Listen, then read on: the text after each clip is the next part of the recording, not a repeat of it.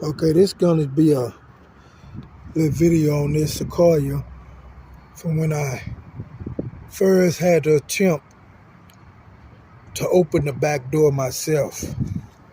Because when I first got it, the person was able to open it for me. So I thought I would be able to do it, but then come to find out it would never open anymore. So this is what I had to come up with temporarily.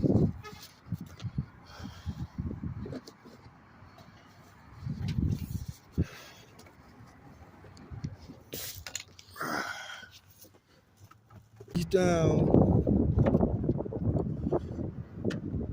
and I got it, but it locked back on me very quickly. So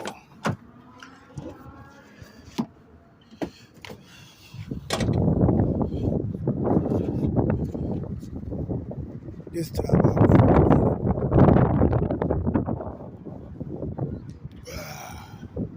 it. Nope.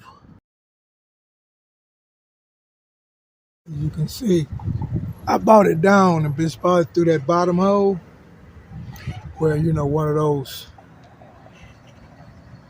clips go on. And I'm able to lay it down and just whenever I pull on a little ball, it opens it until I buy a whole new switch.